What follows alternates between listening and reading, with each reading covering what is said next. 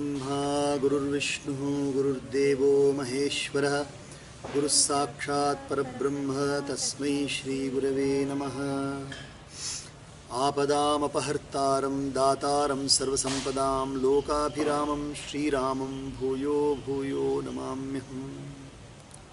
या देवी सर्वभूतेषु मातृरूपेण संस्थिता नमस्तस्यै नमस्तस्यै नमस्तस्यै नमो नमः। ओम भगवते सीतायै नमः। मनोजवं मारुततुल्यवेगं जितेन्द्रियं बुद्धिमतां वरिष्ठं वातात्मजं वानरयूथमुख्यं श्रीरामदूतं शिरसा नमामि। ओम नमो भगवते हनुमते। पृष्ठ 34। सब जानत प्रभु प्रभुता सोई, सब जानत प्रभु प्रभुता सोई। तदपि कहें बिनु रहा न कोई, तदपि कहे बिन रहा न कोई। तहाँ वेद अस कारण राखा, तहाँ वेद अस कारण राखा। भजन प्रभाव भांति बहु भाखा, जन भांति बहु भाखा भाखा भाखा ऐसे उच्चारण करते हैं उत्तर भारत में। शाह को खा, इसको खाई बोलते हैं। भजन प्रभाव भांति बहु भाखा, भजन प्रभाव भांति बहु भाखा।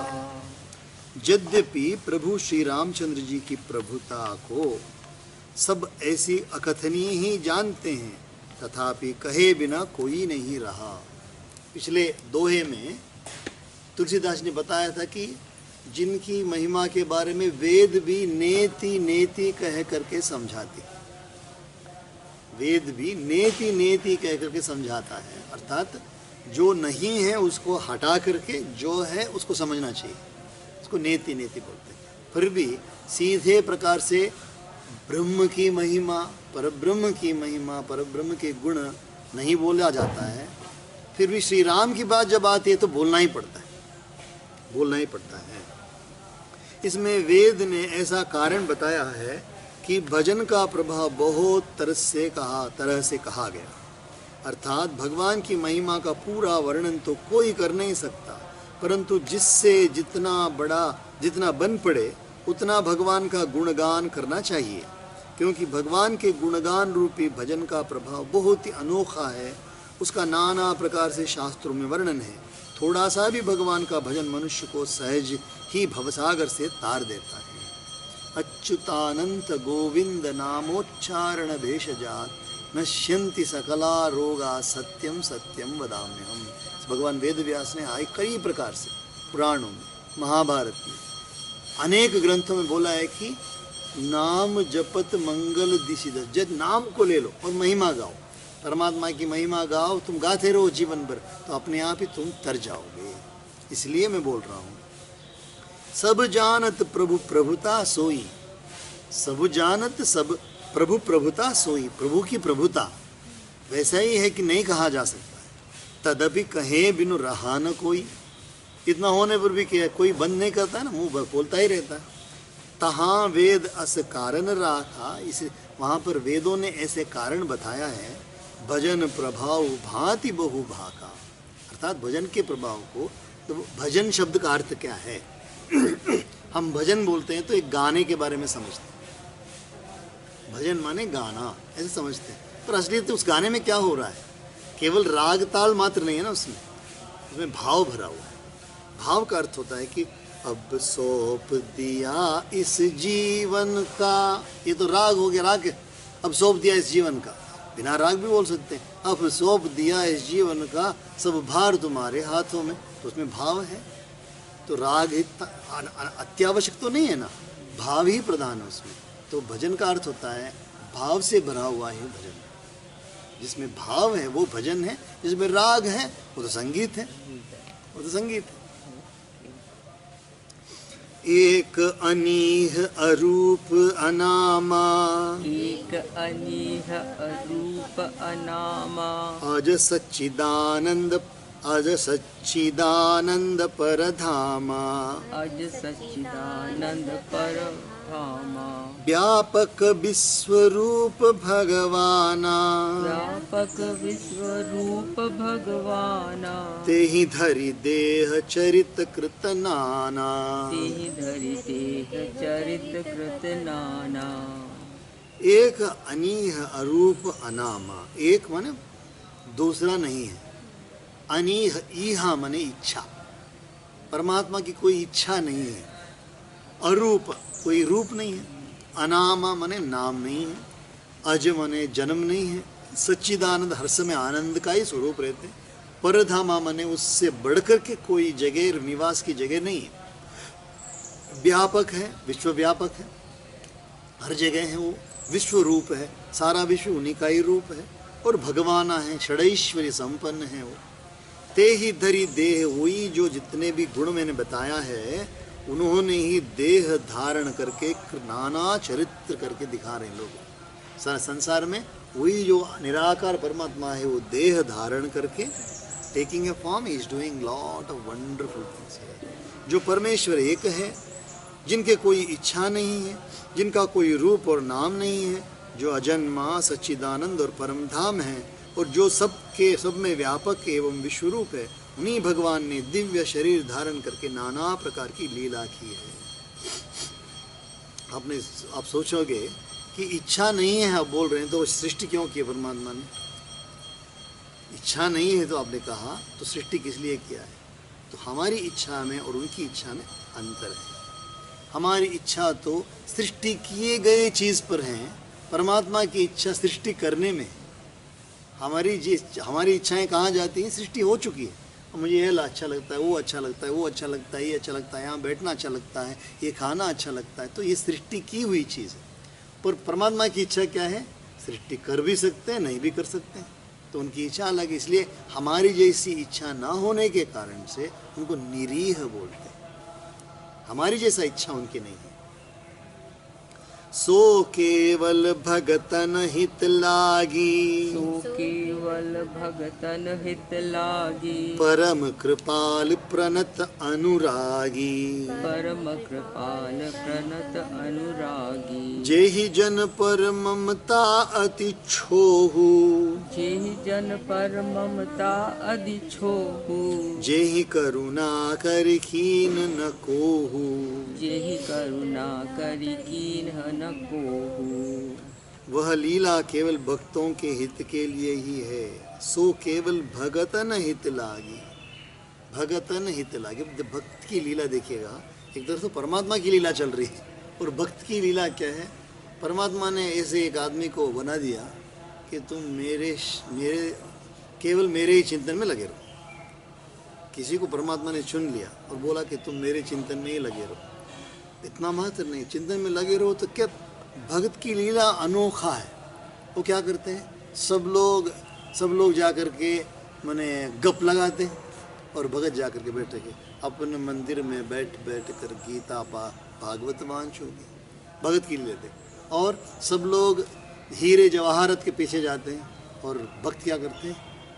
परमात्मा, जो कुछ भी हो परमात्मा के लिए, जो कुछ भी है परमात्मा के लिए। और सब लोग अपने लिए चाहते हैं, और भक्त क्या करते हैं?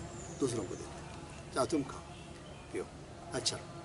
तो ये लीला भक्त की लीला है। तो उन भक्तों के लिए ही परमात्मा अवतार लेते हैं, उन भक्तों के लिए ही परमात्मा अवतार लेके आते। सो केवल भगतन हित लागी, परम कृपाल प्रणत अनुरागी। परम कृपालु है वो, प्रणत अनुरागी।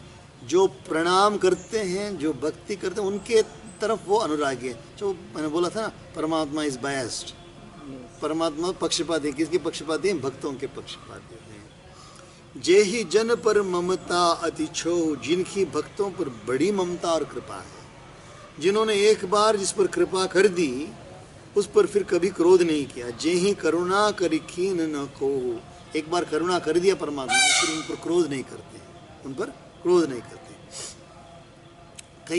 कई ऐसे उदाहरण आपको इसमें मिलेंगे। एक डाकू था, एक चोर था। वो चोर कुछ चोरी करके बाहर रात को दौड़ के बाहर आता था। अचानक ही एक शेर आ गया। तो शेर आ गया तो वो पता नहीं क्या शेर आ गया, तो मुझे क्या करना है, उसने वो पोटली जो हाथ में था उसके नीचे छोड़ दिया और जप करके पेड़ पे चढ़ गया। पेड़ पे चढ़ करके शेर रात भर वहीं रहा। वो शेर वो नीचे उतरा नहीं। सवेरे सवेरे शेर चला गया। बस बहुत उसको अच्छा लगा। और पता नहीं चढ़ने के लिए कुछ पत्थर था वहाँ पर, पत्थर के ऊपर पैर रख करके उसके ऊपर चढ़ गया। तो ऊपर चढ़ के जा करके ऊपर बैठा हुआ है। अगले दिन पता चला कि वो रात शिवरात्रि की रात, और बेल के पेड़ पे चढ़ा हुआ है और उसके अनजाने में बेल पत्र शिवलिंग पे गिरा। शिवलिंग पे पैर रख करके वो चढ़ा था ऊपर। तो भगवान शिव जी ने उसको अपना गण बना लिया। भगवान शिव जी ने अपना गण बना, अपने ही राज्य दे दिया। चोर था फिर भी शिवरात्रि की रात को जागरण किया उसने, बेलपत्र के पेड़ पे चढ़ा हुआ है और नीचे शिवलिंग पर उसने अचानक ये पत्र भी डाल दिया, तो उसकी भलाई हो गई। तो ऐसी करुणा करते हैं परमात्मा। गई बहोर गरीब नेवाजू, गई बहोर गरीब निवाजू, सरल सबल साहिब रघुराजू, सरल सबल साहिब रघुराजू। बुध बर नहीं हरि जस अस जानी, बुध बर नहीं हरि जस अस जानी, करहि पुनीत सुफल निज बानी। करहि पुनीत सुफल निज वाणी। ऐसे जो भक्त हैं वे प्रभु श्री रघुनाथ जी गई हुई वस्तुओं को फिर प्राप्त करने वाले, वे प्रभु श्री रघुनाथ जी गई हुई वस्तु को फिर प्राप्त कराने वाले, अर्थात परमात्मा भक्तों के पर करुणा कर रहे हैं। जो खोई हुई वस्तु है, जो गई हुई वस्तु, उसको वापस कर मंगवा देते हैं। गरीब निवाज, दीन बंधु माने निवाजु माने गरीब, निवाज माने दीन बंधु। निवाज का अर्थ होता है रिश्तेदार, बंधु तो दीन बंधु। गरीब निवाज माने दीनों के बंधु हैं वो। सरल स्वभाव, सर्वशक्तिमान और सबके स्वामी वही है, परमात्मा है। यही समझकर बुद्धिमान लोग उन श्रीहरि का यश वर्णन करके अपनी वाणी को पवित्र और उत्तम फल, मोक्ष और दुर्लभ भगवत प्रेम देने वाली बताते हैं। इसलिए विद्वान लोग क्या करते हैं, अरे काफ़ी पढ़ लिया, अब तो काफ़ी हिस्ट्री, ज्योग्राफी, साइंस, मैथमेटिक्स सब पढ़ लिए, अब कुछ नहीं पढ़ना, अब तो केवल परमात्मा की महिमा पढ़नी है और सुनाने और अपनी वाणी को पवित्र। तेहि बल में रघुपति गुण गाथा, तेहि बल में रघुपति गुण गाथा, कहीं हूँ नाई राम पद माथा, कहि हऊँ नाई राम पद माथा।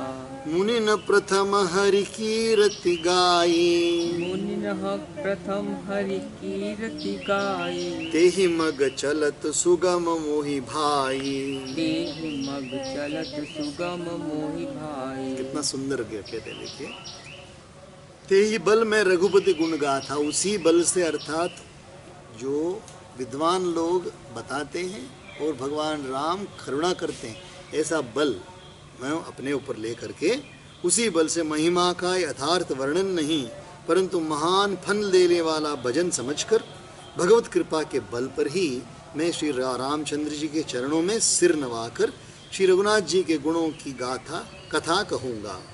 इसी विचार से वाल्मीकि, व्यास आदि मुनियों ने पहले हरि की कीर्ति गाई है। भाई, उसी मार्ग पर चलना मेरे लिए सुगम होगा। कहीं हूँ नाई राम पद माथा, राम के चरणों में नाई मने नवा करके, मैं नमस्कार करके, माथा रख करके।